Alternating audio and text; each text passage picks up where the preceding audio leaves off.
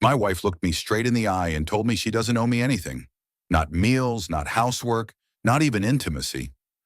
That one statement killed our marriage right there in our kitchen on a Thursday evening, while her friend Jessica sat in our living room eating dinner I'd paid for. I'm Derek Mitchell, 33 years old. And what you're about to hear is how my 8-year marriage died in slow motion while I was too focused on being a good partner to see it happening. It wasn't the first troubling thing Lauren had said in recent months, but it was the sentence that finally crystallized a truth I'd been avoiding. My 8-year marriage hadn't just hit a rough patch. It had been dying slowly, cell by cell, while I remained too invested in saving it to recognize the symptoms. This isn't a story about infidelity or some explosive revelation. This is something far more insidious, the gradual erosion of partnership until one person carries the entire weight while the other simply stops showing up. My collapse didn't announce itself with fireworks.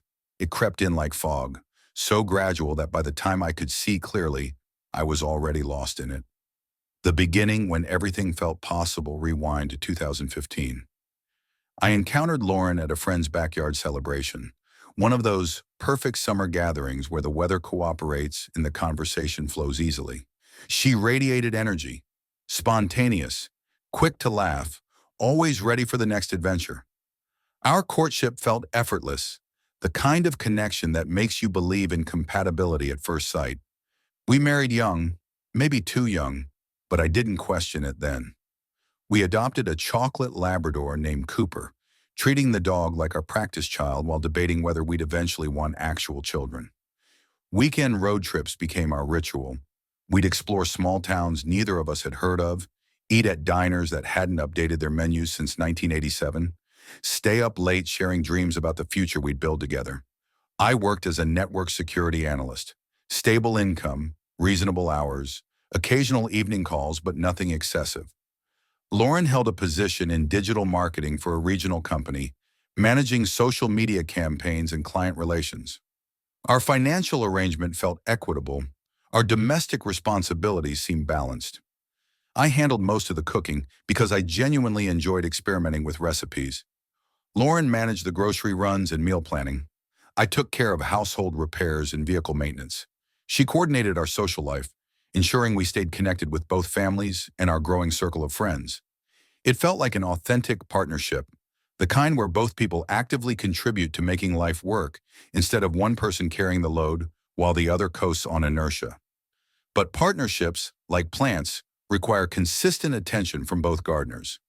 When one person stops watering their half, the whole thing begins to wither. Around year 6, something fundamental shifted in Lauren. The change arrived gradually, almost imperceptibly at first, like watching a sunset where you don't notice the sky darkening until suddenly you need to turn on lights. Lauren stopped asking about my workday. The weekend adventures ceased.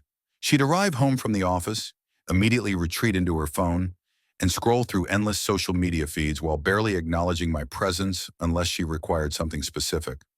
The townhouse started showing signs of neglect. Messes accumulated because Lauren had stopped handling her share of the cleaning. Cooper started missing walks because she couldn't find the energy to take him out. Our intimate life, once warm and connected, dwindled to practically nothing, a desert where there had been an oasis. I tried addressing it multiple times, asking gentle questions about whether she was struggling with depression or workplace stress, whether something between us needed attention, whether I could help in some way. Each attempt met the same vague deflection. She was tired, she needed space, she was dealing with a lot right now. Then Jessica entered our orbit, and the slow decline accelerated into freefall. Jessica was Lauren's colleague turned closest friend, a recently separated woman in her early 30s who viewed marriage through a lens of resentment and cynicism. I don't claim Jessica single-handedly destroyed my marriage, but she was definitely gasoline on smoldering embers. Suddenly, Lauren started repeating phrases about emotional labor and mental load, about how women don't owe their partners anything, about how marriage is a trap designed to exploit female energy. I understood and supported women's autonomy. I'd never viewed Lauren as my personal housekeeper or servant.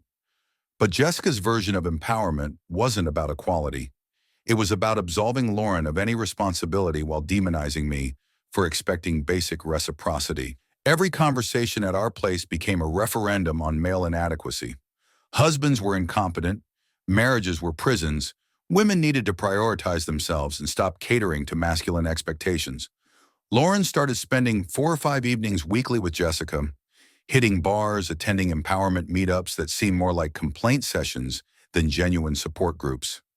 The more time Lauren invested in this friendship, the less she contributed to our household and the more she seemed to resent my very existence.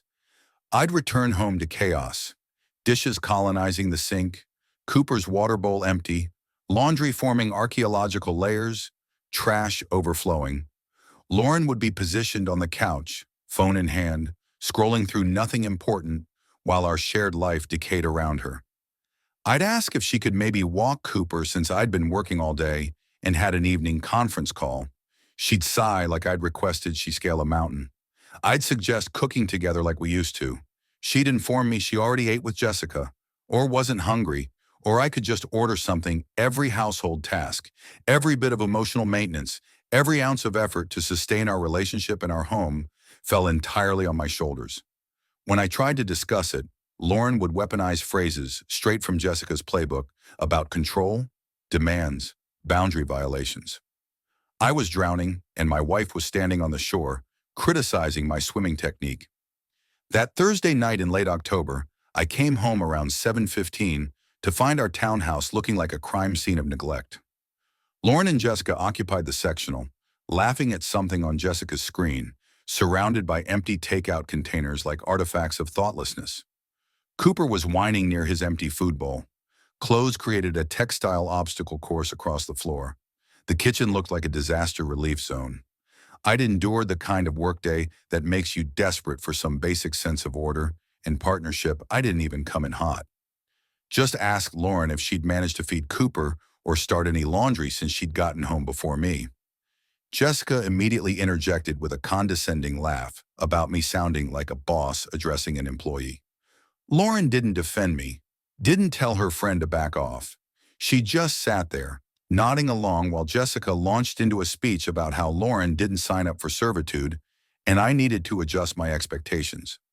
I stayed calm, explained I wasn't asking for servitude, just basic shared responsibility in our marriage and our home.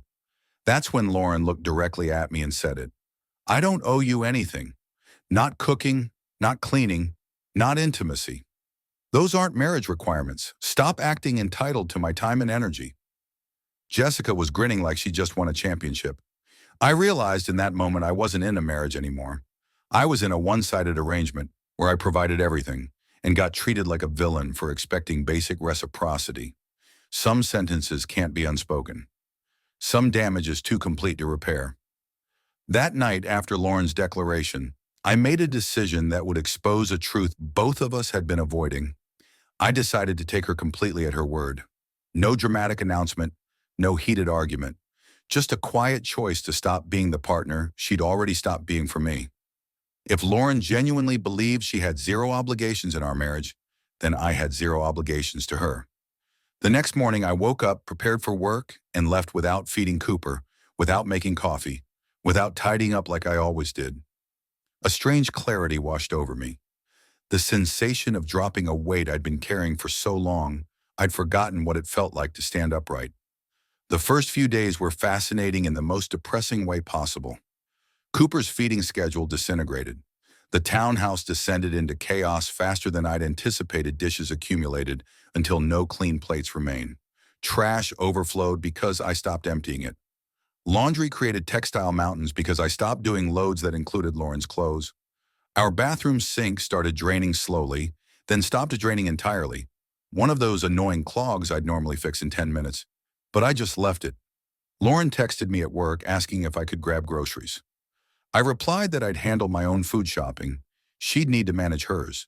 She tried calling the landlord about the sink, got frustrated when they explained it wasn't their responsibility and she'd need to hire a plumber, apparently something she'd never done because I'd always handled every home repair issue. I stopped cooking entirely, started meal prepping only for myself on Sundays, kept my food separate in the fridge with my name clearly labeled on everything. Lauren would come home expecting dinner, like she had for 8 years, and find me eating my prepared meal, while she scrambled to figure out what to order or attempt making. She couldn't cook beyond basic pasta, and even that she'd mess up half the time.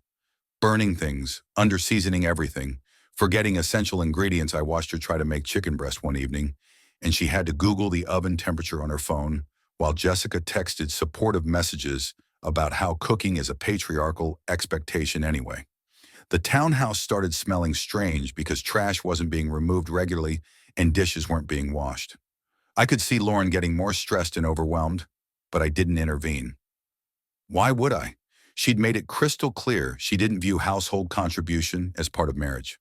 About 2 weeks into my experiment, Lauren tried to initiate intimacy for the first time in months. Appeared in the bedroom wearing lingerie she must have excavated from the back of her drawer, attempting to be seductive and reconnect physically. I looked at her and calmly reminded her that she'd said she doesn't owe me intimacy, and that principle works both ways.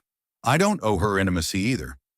The expression on her face landed somewhere between shock and genuine hurt, like she'd never considered her words could be applied in reverse. Like she'd assumed physical connection was something she controlled completely and could deploy as leverage or reward. I told her I wasn't interested in pity affection or transactional physical connection.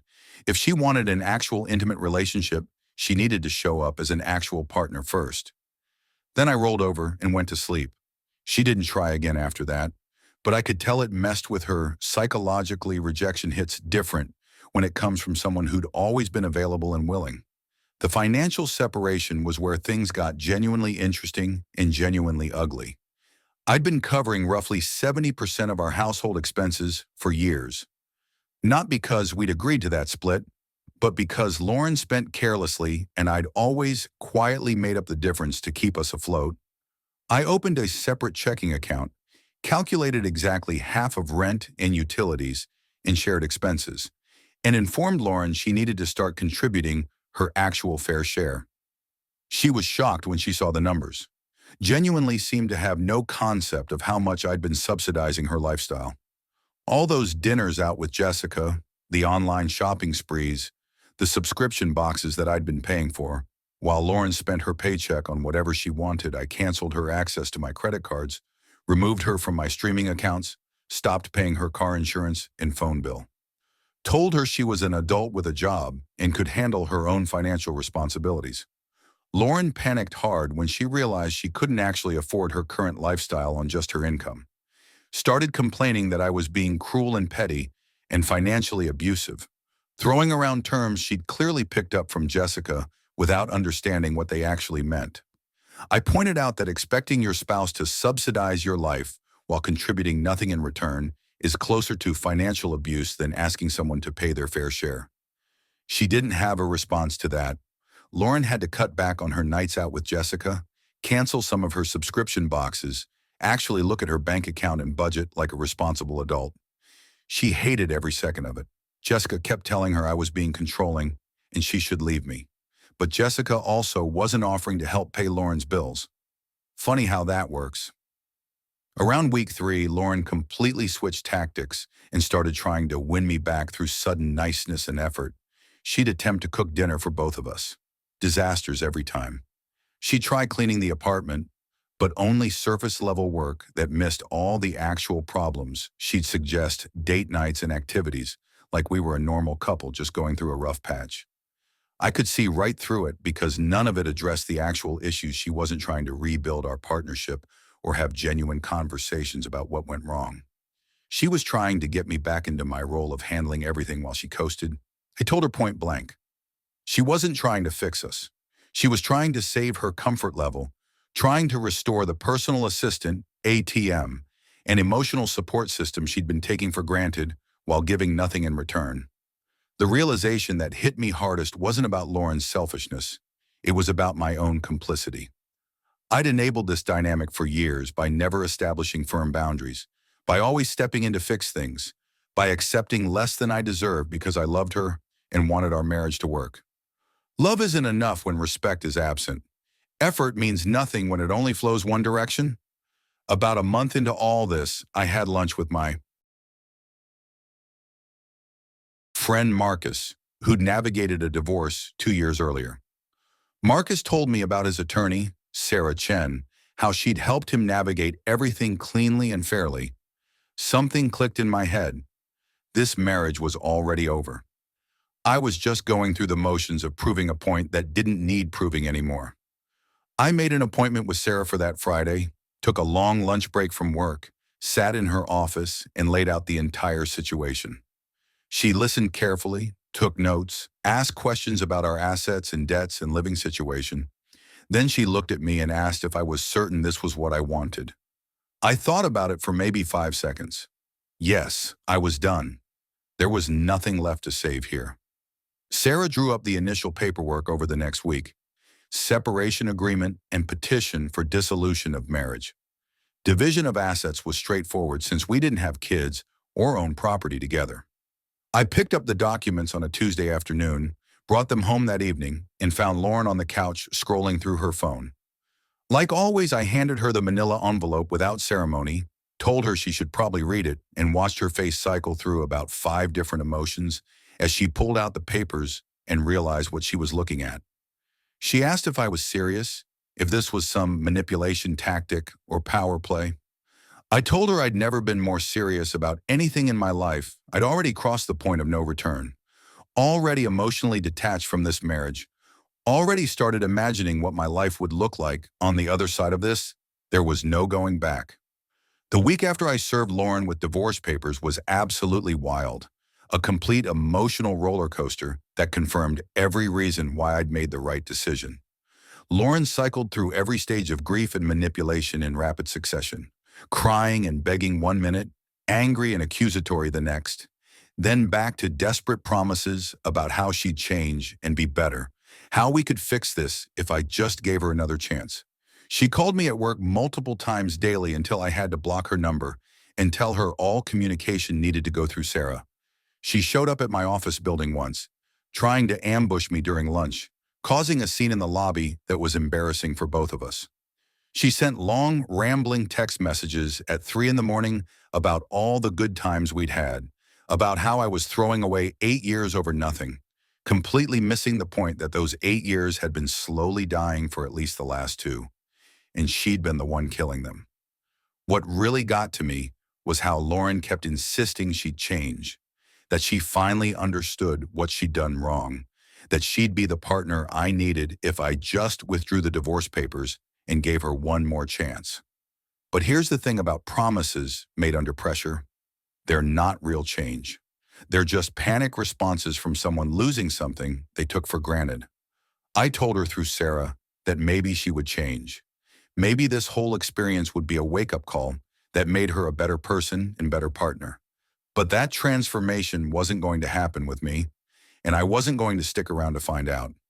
I'd spent years trying to communicate what I needed, years being patient and accommodating and hoping things would improve. She'd ignored all of it until the consequences became real. That's not love. That's just fear of losing convenience and comfort. The situation with Jessica imploded in the most predictable way possible. About 2 weeks into the divorce process, Lauren apparently had a massive fight with her after Jessica kept pushing her to stop begging me to come back and just embrace single life and independence. Lauren finally snapped and told Jessica that her advice had ruined her marriage, that she'd destroyed something good because she'd been listening to someone who was bitter and miserable about their own failed relationship. Jessica fired back that Lauren had made her own choices and was just looking for someone to blame instead of taking responsibility. Honestly, they were both right. Jessica had absolutely been a toxic influence who filled Lauren's head with one-sided anti-marriage propaganda. But Lauren had been a willing participant who chose to adopt that mindset instead of working on her actual relationship. They stopped being friends after that fight. Lauren tried to use that as proof to me that she was making changes and cutting out bad influences. But it was too little. Too late. I moved out of our townhouse 6 weeks after serving the papers. Found a decent 1-bedroom apartment about 20 minutes away that was smaller, but peaceful and entirely mine. Cooper came with me. One of the few things Lauren didn't fight me on because she knew she couldn't take care of him properly.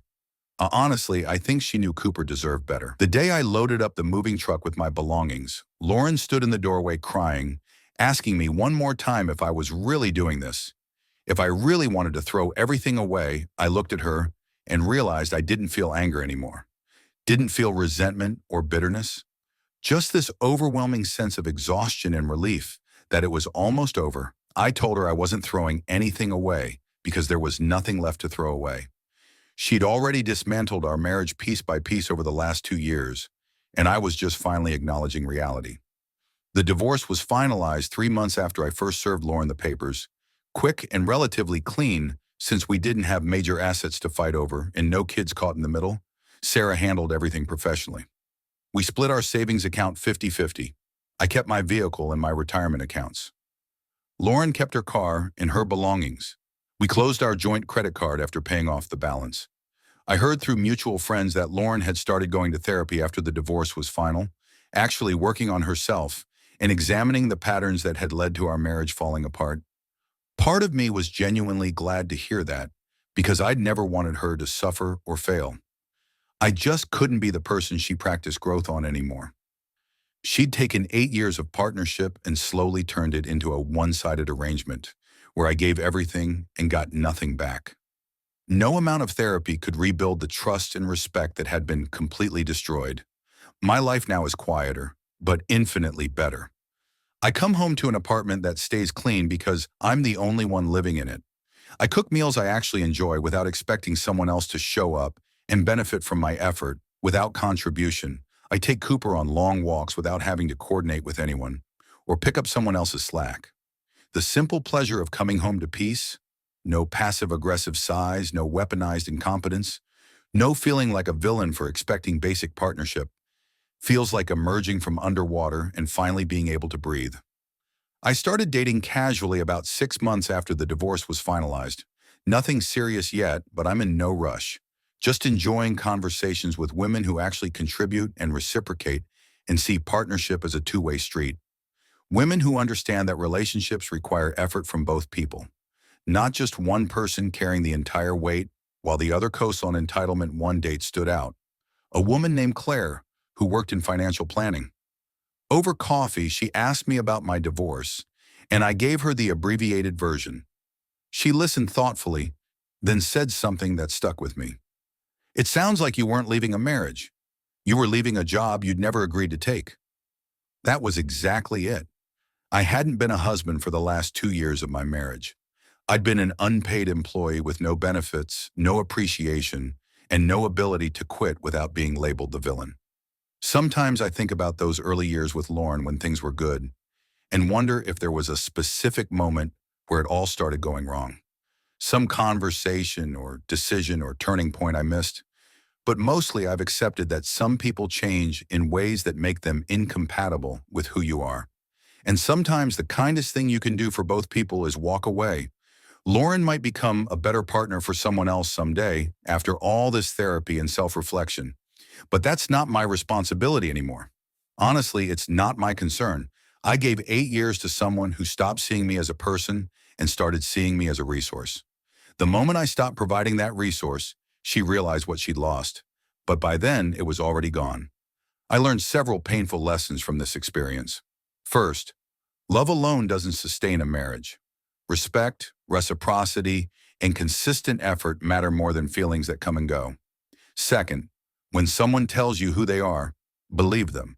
When Lauren said she didn't owe me anything, she was telling me exactly how she viewed our marriage. I should have listened the first time instead of hoping she didn't mean it. Third, you can't negotiate desire or effort. Either someone wants to show up as a partner or they don't. Fourth, enabling bad behavior is the same as endorsing it. Every time I stepped in to fix things Lauren should have handled, every time I accepted less than I deserved, every time I made excuses for her lack of contribution, I was teaching her that she didn't need to change. Fifth, walking away isn't giving up. Sometimes it's the bravest thing you can do. Staying in a dying relationship doesn't make you loyal. It makes you complicit in your own diminishment. I don't regret the years I spent with Lauren. We had genuine good times, real connection, moments of joy that were authentic. But I also don't regret leaving when the relationship became something that diminished rather than enhanced my life. A year after the divorce was finalized, I ran into Lauren at a coffee shop downtown. Pure coincidence. Neither of us knew the other would be there. She looked different, maybe healthier. We made brief small talk, the kind of surface-level conversation you'd have with a distant acquaintance. She asked if we could talk for a few minutes. I agreed, curious but cautious. Lauren told me she'd been in therapy for over a year, working through the patterns that had destroyed our marriage and addressing issues that went back to her childhood.